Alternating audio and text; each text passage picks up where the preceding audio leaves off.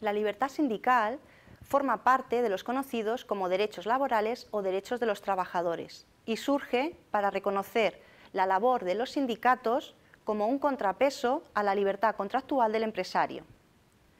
En la actualidad, la libertad de sindicación se reconoce con carácter general en la Constitución española en el artículo 28.1, aunque también, como veremos, se garantiza por el artículo 7 de la Constitución española, que reconoce la libre creación de los sindicatos para la defensa de los intereses de los trabajadores. Estas normas encuentran su desarrollo en la Ley Orgánica de Libertad Sindical, la Ley Orgánica 11/1985 y en el Real Decreto Ley 17/1977 sobre relaciones de trabajo. No obstante, en este terreno no podemos olvidar la numerosa regulación internacional existente, internacional y europea, como por ejemplo los convenios de la OIT o el Convenio Europeo de Derechos Humanos, la Declaración Universal de Derechos Humanos y los pactos internacionales de derechos civiles y políticos y sociales, económicos y culturales.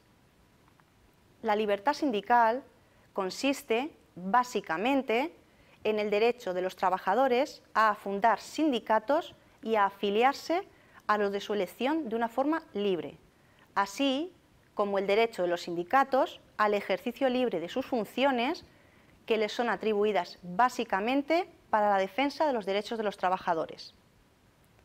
En este sentido, titulares de la libertad sindical serán los trabajadores, aunque tenemos que señalar que deben ser trabajadores en activo. La Ley Orgánica de Libertad Sindical se refiere en este caso a los españoles trabajadores por cuenta ajena. Para el caso de los extranjeros deberíamos acudir a la Ley Orgánica de Extranjería, que lo condicionará a sus condiciones legales de residencia y con un contrato laboral. En el caso de los funcionarios van a existir ciertas limitaciones propias de sus funciones. Así, por ejemplo, queda prohibida la sindicación a jueces, magistrados y fiscales, y va a quedar limitada o exceptuada para los miembros de las fuerzas o institutos armados sometidos a disciplina militar, como es el caso de la Guardia Civil, o bien va a quedar restringida para el caso de los cuerpos y fuerzas de seguridad, que solo podrán afiliarse a sindicatos formados exclusivamente por policías. Para el caso de los trabajadores por cuenta propia autónomos, siempre que no tengan trabajadores a su cargo, y para el caso de los parados o jubilados, se les va a reconocer la libertad sindical, pero solo en el sentido de afiliarse al sindicato que elijan, quedando prohibida la creación de sindicatos. En este sentido, podrán constituir asociaciones, pero no llegarán a ser sindicatos. Como peculiaridad de este derecho, de esta libertad, podemos decir que es un derecho de ejercicio colectivo, aunque de titularidad individual, como sucede con la mayoría de derechos laborales.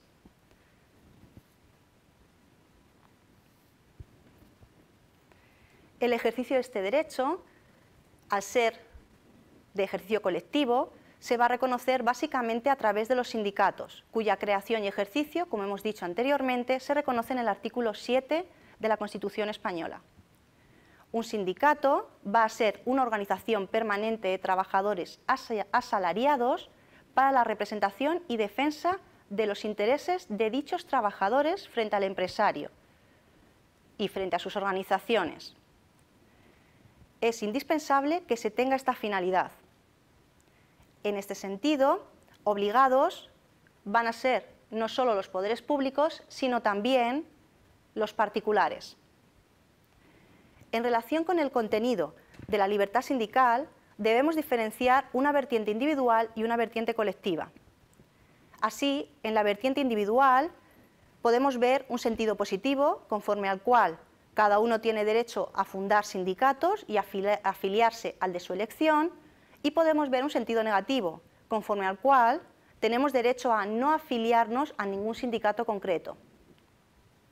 Esto en cuanto a la vertiente individual. En cuanto a la vertiente colectiva, supone el derecho de los sindicatos a formar confederaciones y a fundar organizaciones sindicales internacionales, o a afiliarse a las mismas.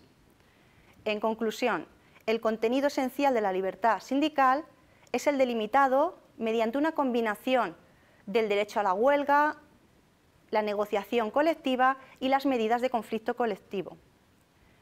Esto en cuanto al contenido esencial. El contenido adicional será el establecido en la propia Ley Orgánica de Libertad Sindical, en los artículos 8 a 10. Los límites a este derecho van a ser básicamente los subjetivos que ya hemos citado respecto de las peculiaridades de la titularidad del derecho. Y en último término, tenemos que señalar que este derecho goza, como el derecho a la huelga, de la mayor protección jurisdiccional reconocida mediante el recurso de amparo ante el Tribunal Constitucional. Y en la práctica vamos a ver que los representantes sindicales van a gozar también de una mayor protección para poder ejercer su derecho sin ningún tipo de cortapisa.